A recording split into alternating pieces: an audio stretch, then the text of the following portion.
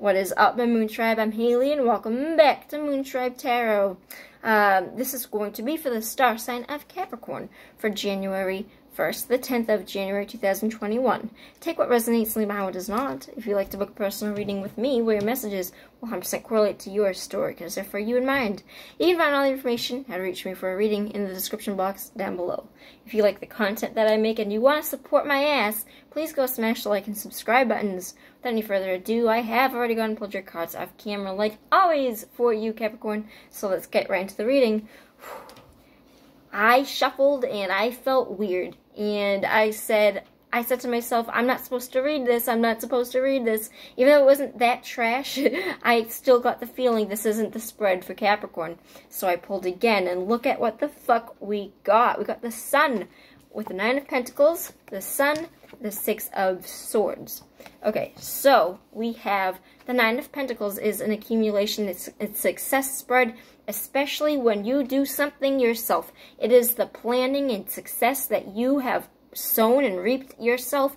You're the one that, it's kind of like the you know that story, the fable, the Aesop fable tale with the chicken and the I think she made a cake or bread, and she was asking everybody for help, and they're like, no, not me. And then she said, who's gonna eat the bread? And they're like, I will. And she's like, no, you won't. This is I kind of get the same badass bitch, like in your face kind of energy. Doesn't need a man type of thing. Represents being very good with what you have, your own stability, your own friends. It represents that you are okay alone. I think this is a relatively new thing. I think that you being okay alone is super new to you, and it's super fucking good. It's going to make you feel alive. It's going to make you feel like you have a sense of, I'm gonna tread this carefully.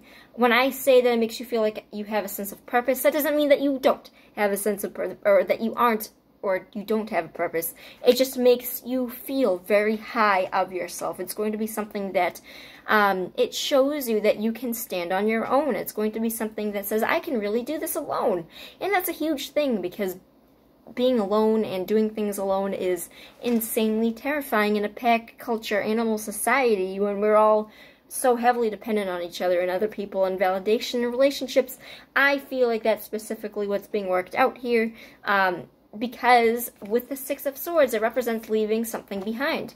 But this is a good spread, so the Sun washes away any negativity, and this is not a negative card. It just represents leaving a situation in which you weren't really suited for. It represents leaving behind something from the past that might have caused you pain. It represents leaving choppy waters and into smooth transitions. It is healing coming, and that's definitely, so the Sun is like the card for healing and love and emotion, and like the best fucking card in the whole deck. So having this here with the 9 of Pentacles and the 6 of Swords, I really feel like this is finding the ability to work on yourself apart from somebody else, or finding the ability to be okay alone, specifically because we're traveling away from something, but because we're also traveling, I get moving. I get the sense of you being independent from whatever this was. So I am going to ask what it was, just for my own clarity, so I can connect with people.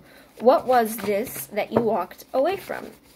It's going to be a relationship. So, oh. Potential that it could be an actual person walking away from.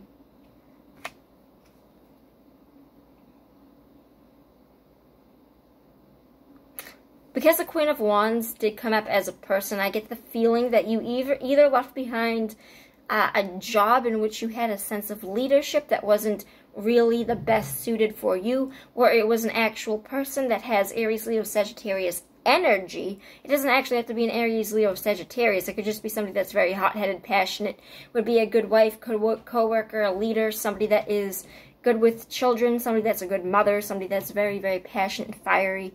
You're either leaving this type of person behind, or it's leaving a job behind where you had that kind of role of leader, authority, and success because you wanted to do something differently. You're trying to get out of this.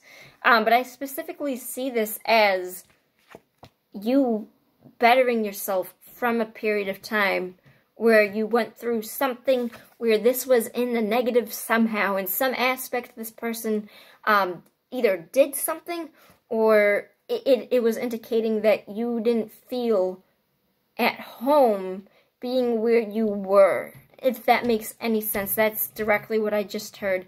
I kind of get the sense that you felt out of place, and I feel like you are trying to find your own success because maybe you hadn't had that, and I feel like you are in a lookout for that now. I think, yeah, that's what that is. I definitely think that's what that is.